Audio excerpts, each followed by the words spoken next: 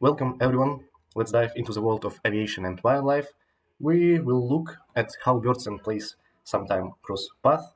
We will see how this incident happens, where, what they cost.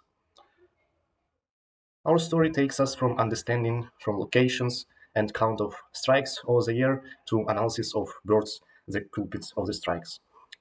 As you see, over 33 years, there had been about 288,000 of wildlife strikes, costing a whooping for about $790 million in losses, and sadly, about 406 people were hurt. This number shows us the impact of this incident and why it's so important to understand and prevent them. I think the most interesting part to analyze is costs and consequences of the strikes, and I prepared some charts to share with you a story. As you see, there is a repair and other expenses, shows us the millions of dollars of losses, of financial losses, and the median of 21 million. What we clearly see is that something happened in 2009, probably because it has about $70 billion of repair and other costs. We can see that throughout that year, there was about 600 aircraft were damaged, and it's 6% of overall strikes. Yeah, but the one thing which also we should mention is that 8 people were dead that day, and interestingly, why?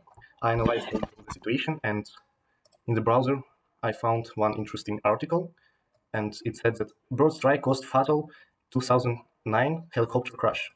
And as we see, which 8 people died. And our diagram shows that in 2009, 3 aircrafts were destroyed, and one of them caused the death of 8 people. Sheet called Geographical Trends and Temporal Shifts in Wildlife Strike.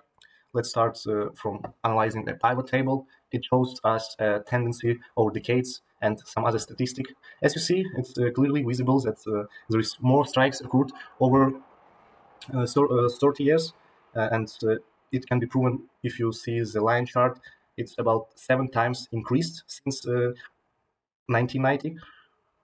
And one thing which I noticed is that despite of the count of strikes is increasing, the count of injuries and damages are not at all. So it can be explained by technological progress of the aircraft and good work of mechanics. In our map, we can see the amount of strikes by the state. We're analyzing the United States wildlife strikes, and it clearly sees that almost every state has it. But the California, Texas, and Florida has the most of them. I think it's because of large number of airports and the fact that these states have diverse habitats attracting various bird species. Go next to conditions. Our next sheet called Weather Condition and Season, and we will take a look at how weather affects wildlife strikes. The distribution plot shows that most strikes happened with snow, cloud, and precipitation. I think this could be because birds are more active in clear weather. The line chart reveals more strikes in the third quarter. It is from July to September, and it shows that there is a seasonal pattern when the most strikes occurred. I think it's also worth mentioning the phase of the flight and the time of the date. As you see, I prepared a tree map for you, and we clearly see that the most strikes occurred in the approach. It takes about 40% of all incidents, and this is phase when aircraft are lower, and it's increasing the likelihood of encounters with birds. And of course, the most popular and costliest of strikes time of the day, it is at day, because obviously that the most flights are at this time. Lastly, I want to share with you the information about the culprits of the strikes, the birds, following with observations before the strike. I prepared a chart showing the influence on damage based on species size and a damage index. We can see that the most effective in the strikes are small species. However, that's because of count of strikes caused by them. Overall, if we filter it, we can see that 97% of incidents that avoided any consequences of the strike were caused by small species. But if we filter by large, we can see that only 63% of warned strikes could avoid the damage, and 50% that didn't that wasn't warned. Another interesting topic is the count of birds in the strike.